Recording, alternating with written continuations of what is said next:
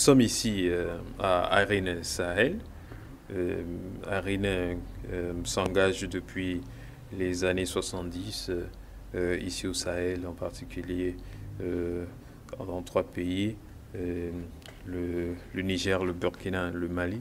Le Mali sera l'objet de l'entretien que nous allons avoir tout à l'heure avec M.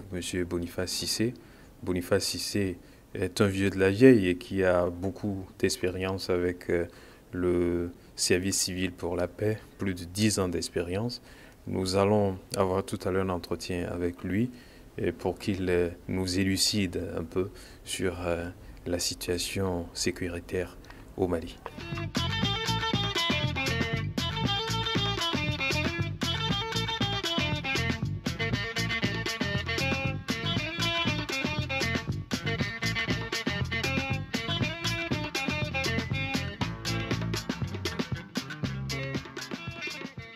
En 2012, le Mali s'est enfoncé dans une crise sécuritaire. La communauté internationale a réagi avec une grande mission de stabilisation. Comment s'est évoluée la situation? Je dirais que la joie des Maliens le lendemain de l'intervention, l'opération Serval, qui a permis de stopper l'avancée des groupes djihadistes vers le sud, a été éphémère.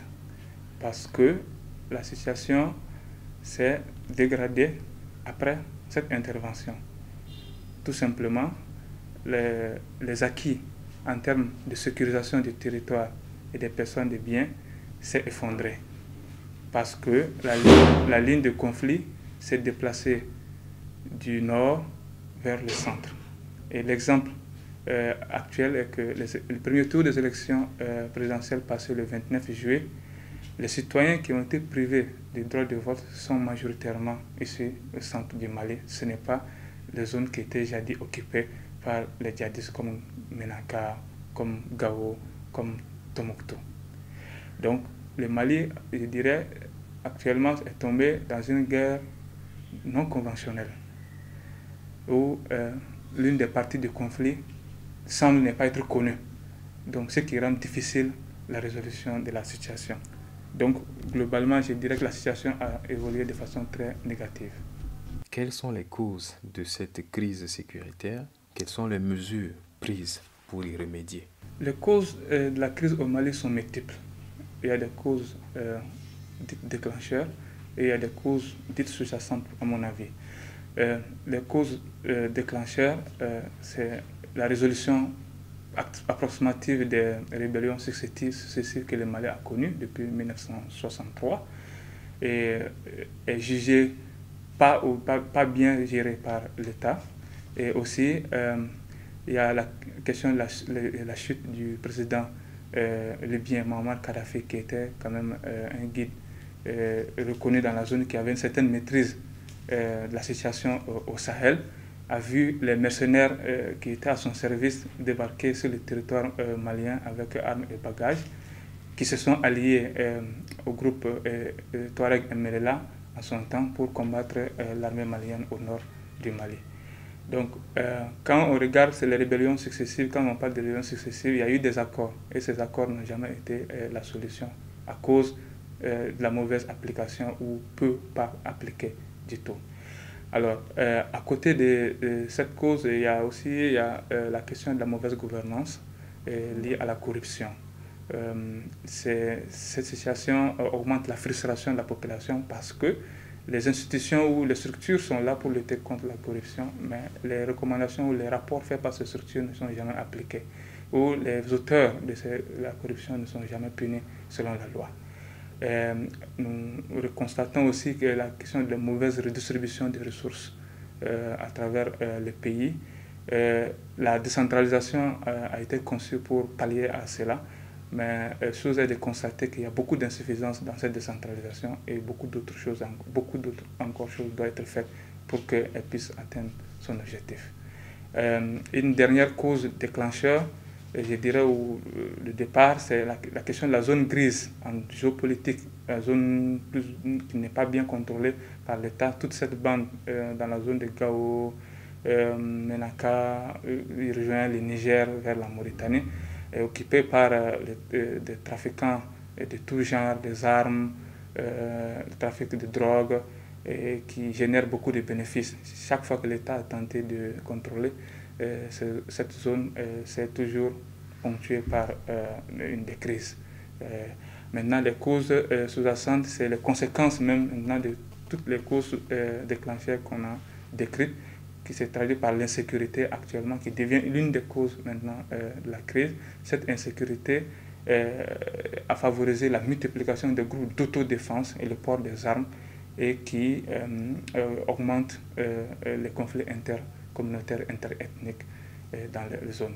Et le processus officiel de paix, qui est l'accord pour la paix et la réconciliation issu du processus d'Alger, qui a été signé en 2015, porte en lui dans la mise en œuvre, dans l'application aussi des causes du conflit actuel, parce que parfois c'est mal interprété, et cette mauvaise interprétation, comme par exemple pour être admis à la fonction publique de l'État, ou bien pour être admis comme fonctionnaire des forces armées, il faut porter une arme.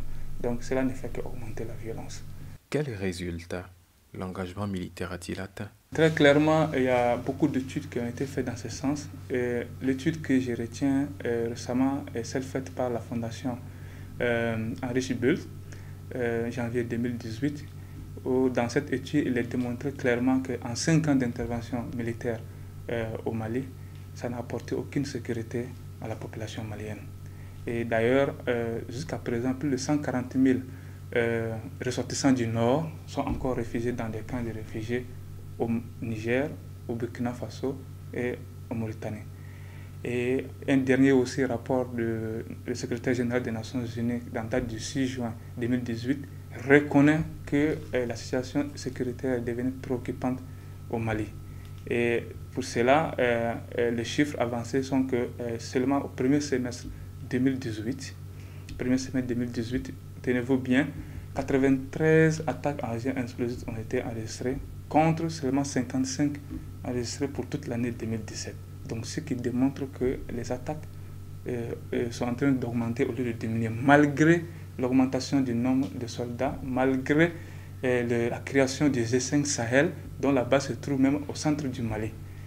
À côté de cela aussi, les affrontements interethniques, intercommunautaires aussi se sont multipliés, et des frontières même se sont créées, tenez-vous bien, au sein même de l'État du pays, au sein même de l'État malien, parce que les zones occupées par les forces étrangères ne sont pas accessibles aux Maliens, où tu dois te soumettre au dictat de l'administration des forces étrangères pour y arriver. Même le gouvernement malien, pour se rendre dans certaines zones, à Kidal par exemple, et à Menaka par exemple, ils doivent être escortés ou d'être supportés par les forces étrangères.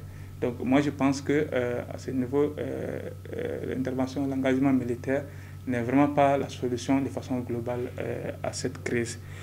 Donc nous voyons aussi que la MINUSMA, qui avait le mandat d'aider l'État à s'étendre sur toute l'étendue du territoire, n'a vraiment pas joué ce rôle, parce que des chiffres aussi du secrétaire général des Nations Unies démontrent que l'État, la présidence de l'État a régressé en 2017 contre 2016. Ça veut dire en 2016, c'était estimé à 36% de présence de l'administration militaire sur le territoire, dans les zones du conflit. En 2017, on est revenu à 20%. Donc il y a une diminution nette de la présence de l'État dans ces zones-là, ce qui est contradictoire avec le mandat de la MINUSMA. Au Mali, beaucoup d'acteurs, actrices ou organisations s'engagent dans la recherche de solutions à la crise malienne. Quelle est la particularité du service civil pour la paix? Effectivement, avec l'association au Mali, beaucoup d'acteurs étatiques, non étatiques se sont engagés pour la promotion de la paix, y compris les ZFD. Mais le ZFD, qui est le service civil pour la paix en français, a ses particularités compte tenu de son approche locale de construction de la paix, et aussi l'approche de gestion non violente des conflits. Répondre à la violence par la violence ne peut entraîner que la violence. Donc moi je pense que dans le cas malien, et avec tous ces conflits intercommunautaires, interethniques, l'approche construire la paix et la non-violence dans le cœur des hommes et des femmes à la base me semble mieux adaptée. Et aussi renforcer les organisations de la société civile à prendre plus de responsabilités et plus d'engagement pour la paix me semble aussi très important. C'est ce qui fait les ZFD. Donc je voulais dire qu'en réalité, la paix ne se décrète pas, elle se construit tout simplement. De quels moyens et mesures aurait-on besoin, à votre avis, pour empêcher davantage de violence et approcher une paix durable au Mali? Quelques mesures et moyens me semblent importants à prendre en compte, mais je les vois en deux grandes dimensions. La première dimension est pour moi purement politique, c'est que l'État doit faire l'effort pour être beaucoup plus présent sur le terrain et s'assumer et pour gagner la confiance de la population. La confiance ne tombe pas du ciel, la confiance se mérite. Et aujourd'hui, pour arriver à cela, l'État doit s'assumer et prendre beaucoup plus de responsabilités.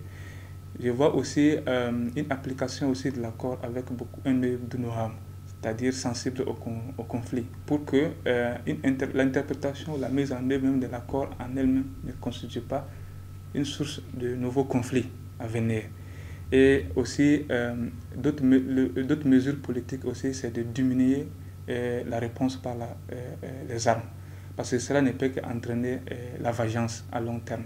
Parce que quand tu utilises l'arme contre quelqu'un, ces enfants ou ces petits-enfants sont tentés plus loin de reprendre la même chose. Et ça aussi favorise la multiplication aussi de groupes d'autodéfense pour se défendre. Aussi, au niveau deuxième dimension, qui est la dimension socio-économique, moi je vois aussi le traitement de toutes les injustices qu'on voit dans le système, de tous les systèmes démocratiques, les systèmes de collaboration avec les populations. Moi je vois ça comme une mesure moyen à prendre avec bras le corps pour résoudre la crise. Moi, je vois aussi une autre dimension dans le socio-économique, c'est aider la population aussi à produire des biens et des services. Avez-vous un vœu particulier ou un plaidoyer à l'endroit de l'Allemagne? Oui, j'ai des messages de plaidoyer envers l'Allemagne.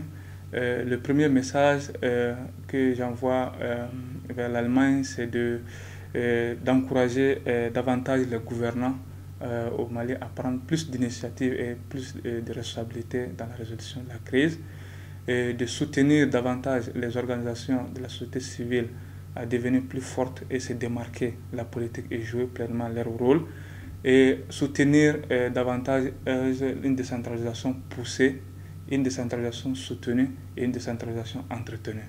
Quelle est la conclusion possible que vous pouvez tirer pour cet entretien? Je dirais tout simplement, il n'y a pas de miracle. La paix ne se décrète pas, elle se construit tout simplement. Merci. Il n'y a pas que la misère chez nous, il n'y a pas que les guerres en Afrique, il n'y a pas que la misère chez nous, il n'y a pas que les guerres en Afrique.